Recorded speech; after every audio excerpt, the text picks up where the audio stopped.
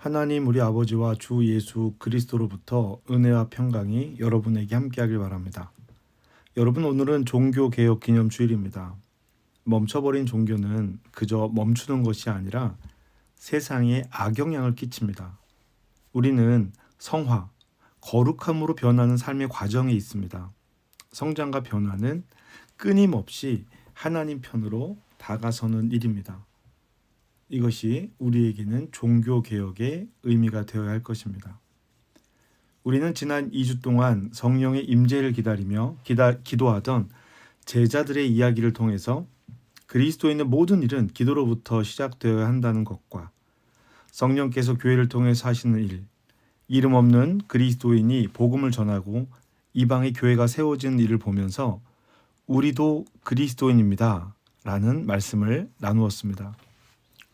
우리가 교회를 이루어 간다는 것은 우리가 그리스도인이라는 것을 드러내고 나타내는 일입니다. 성령께서 교회를 통해 이루신 일들이 우리를 통해서 이루어져야 합니다. 우리는 우리 삶의 시작은 결정할 수 없지만 이 삶의 마지막은 선택할 수 있습니다. 삶의 마지막을 선택했던 사람들, 성경에 기록된 사람들은 자신의 삶의 마지막을 선택한 사람들입니다. 예수님 없는 삶에서 예수를 그리스도로 고백하는 삶을 선택한 사람들이죠.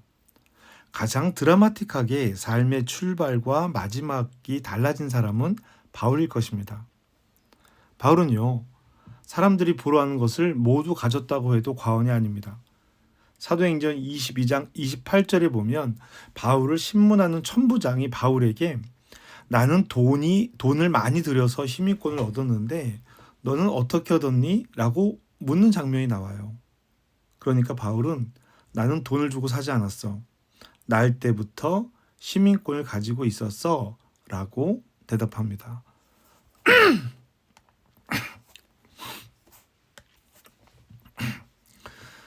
바울은 유대인들에게 말할 때는 자신이 가말리엘이 제자였다라는 것을 밝혀서 자신이 유대교 전통에서 성장했고 특별히 율법에 대해서 열심히 배웠다라는 것을 강조합니다. 바울은 예수를 믿는 사람들을 율법적으로 판단해서 잡아서 결박하고 옥에 넘기는 일을 열심히 했던 사람입니다. 날 때부터 시민권을 가진 유대인, 가말리엘의 제자, 이것은 바울이 선택하지 않았지만 바울에게 주어진 아주 좋은 환경입니다. 그런데 그 바울이 다메섹으로 가는 길에 예수님을 만나고 나서 이 모든 것이 달라졌습니다. 바울이 선택한 삶의 결과는 붙잡히고 감옥에 갇히고 재판을 받는 것입니다. 사도행전 후반부에 기록된 바울이 재판받는 과정을 보면 바울은 재판을 받는 것이 아니라 복음을 전하고 있습니다. 예루살렘에서 마지막으로 바울을 재판했던 유대인인 아그리빠는 바울에게 내가 적은 말로 나를 권하여 그리스도인이 되게 하려는도다 라고 말하기도 했습니다.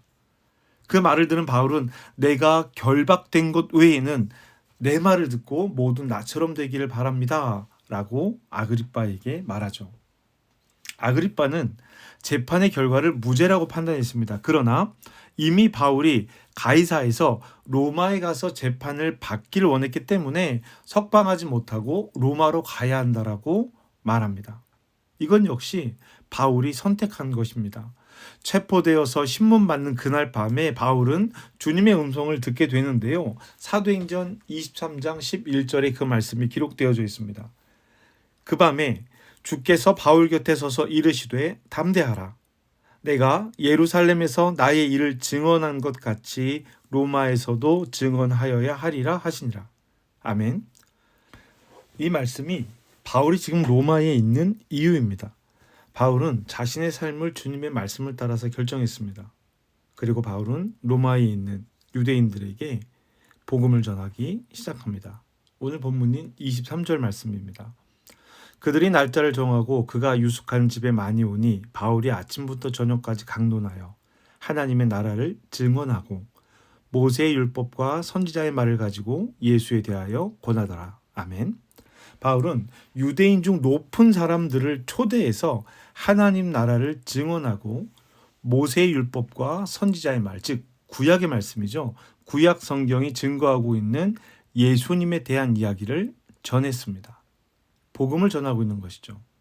그러나 24절의 말씀처럼 그 말을 믿는 사람들도 있고 믿지 않는 사람들도 있어요. 이것은 이사야 선지자를 통해서 하나님께서 하신 말씀이기도 하고요.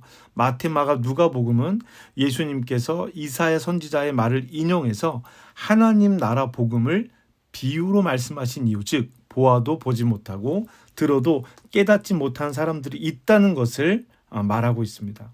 25절에서 26절이 바로 그 이야기를 하고 있는 거예요. 그래서 27절 말씀은 하나님 나라 복음이 유대인에게만 있는 것이 아니라고 선언을 합니다.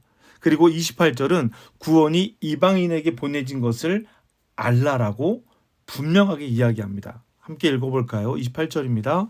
그런즉 하나님이 이 구원이 이방인에게로 보내진 줄 알라. 그들은 그것을 들으리라 하더라. 아멘. 유대인들에게 주어졌던 첫 복음, 첫 계명, 첫 율법이 이제 유대인들을 넘어서 이방인들에게 넘어갔다라고 바울은 선언하고 있습니다. 이 선언에 대한 내용을 구체적으로 말하고 있는 것이 로마서예요.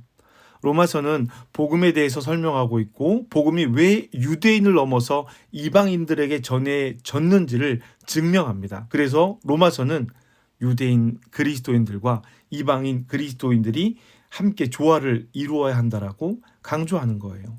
이방인들에게 복음이 전해진 것이 하나님의 뜻이기 때문입니다. 바울은 2년 동안 로마에 머물면서 하나님 나라 복음과 예수 그리스도를 전합니다. 30절 볼까요?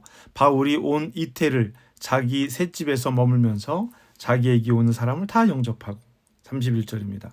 하나님 나라를 전파하며 주 예수 그리스도에 관한 모든 것을 담대하게 거침없이 가르치더라. 아멘.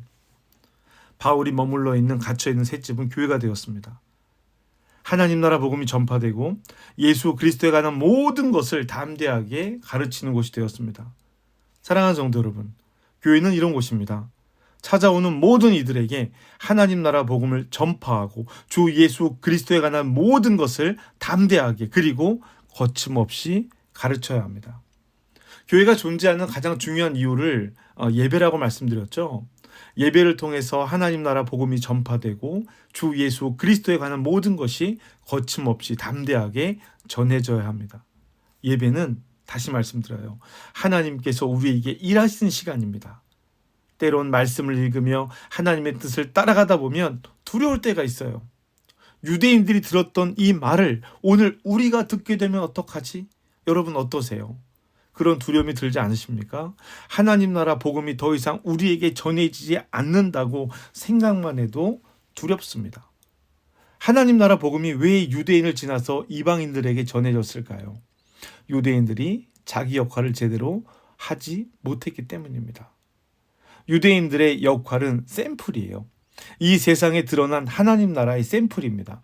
하나님께서 하나님 나라를 이 땅에 세우신 이유가 무엇인지를 보여주는 샘플, 하나님께서 이 땅의 백성들과 어떤 관계를 맺고 싶은지를 보여주는 샘플입니다. 하나님 나라 백성이 하나님 나라 뜻으로 하나님 나라에서 어떻게 살아가야 하는지를 보여주는 샘플, 이스라엘은 그런 하나님 나라의 샘플이에요. 구약 성경은 하나님께서 자신의 백성을 이집트로부터 어떻게 구별해 내셨는지, 그 구별의 의미, 거룩의 의미는 무엇인지, 어떤 삶이 구별된 삶인지를 기록하고 있습니다.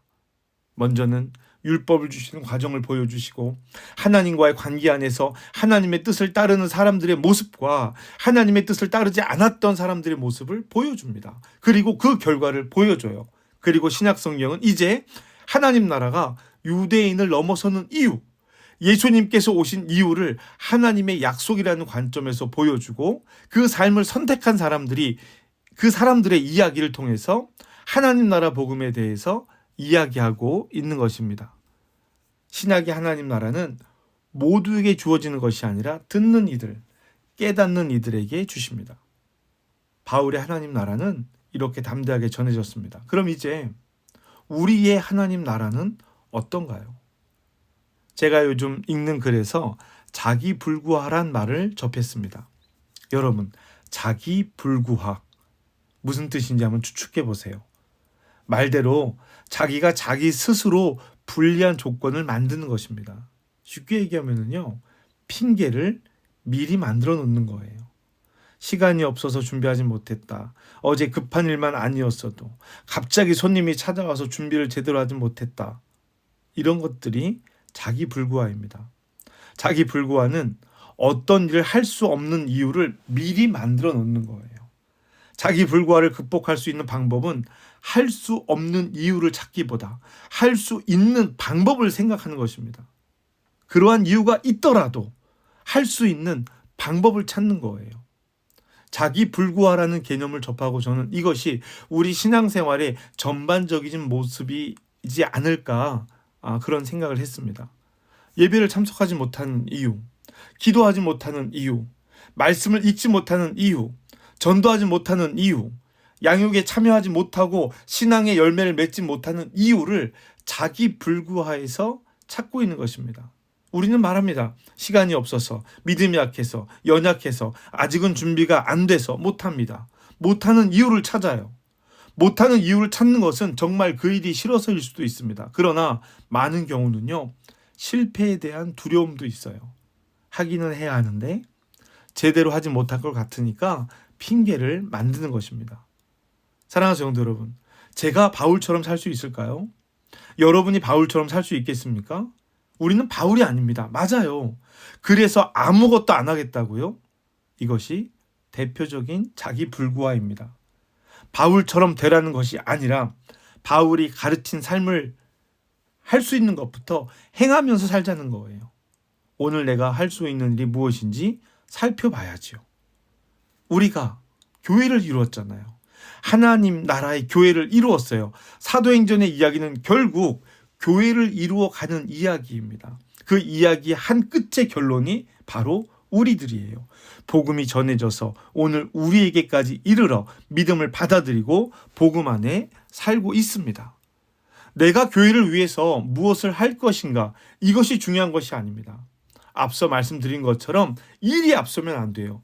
기도하며 하나님의 뜻을 구해야 합니다. 성령께서 오셔야 합니다. 일이 앞서면, 일이 안 되면 낙심합니다. 도우시는 성령께서 함께 하시는 일에는 낙심이 없어요. 초대교회 성도들은 낙심하지 않았습니다.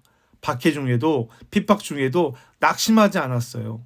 성령께서 함께 하셨기 때문입니다. 사랑하는 여러분, 바울의 담대함의 원인, 이유는 무엇일까요? 견고한 믿음입니다. 사랑하는 성도 여러분, 여러분의 삶의 자리가 바울처럼 되기를 축복합니다. 바울은 감옥을 교회로 만들었어요. 군사와 함께 머물러 있어야 하는 곳은 바울이 감금되어 있는 집입니다. 그러나 찾아오는 사람들에게 하나님 나라를 아침부터 저녁까지 가르쳤습니다.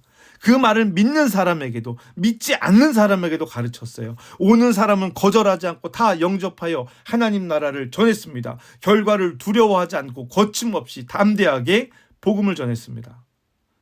한오버 한민교회 성도 여러분, 오늘 내가 할 수 있는 일은 무엇일까요? 하나님 나라 복음에 사로잡혀 있는 내가 할 수 있는 한 가지 일은 무엇일까요? 이 말씀을 읽고 바울처럼 되어야지 결단한 사람이 있을 수도 있습니다. 감사한 일이지요.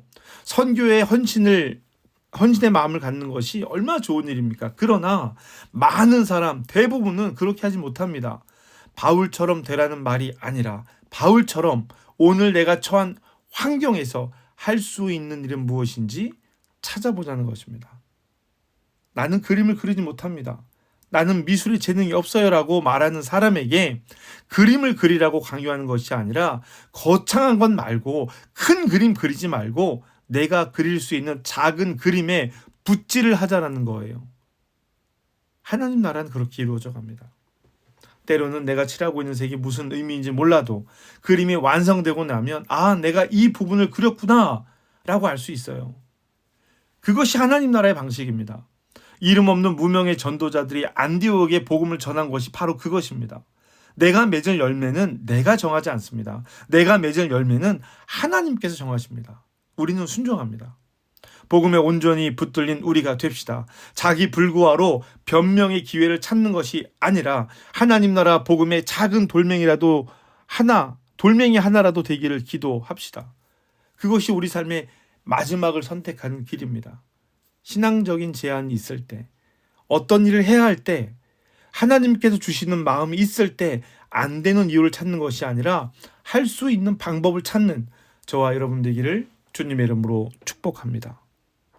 오늘 하나님께서 이런 나의 상황에 하나님께서 원하시는 것은 무엇인지 발견하는 저와 여러분 되시기를 주님의 이름으로 축복합니다. 기도하겠습니다.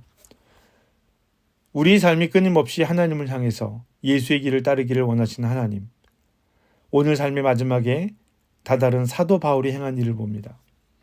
담대하게 거침없이 하나님 나라 복음과 예수 그리스도에 대한 가르침을 멈추지 않는 바울의 삶을 통해서 그리스도인으로 결정한 우리의 삶을 다시 한번 결심하고 결정합니다. 주님, 우리를 도와주시옵소서.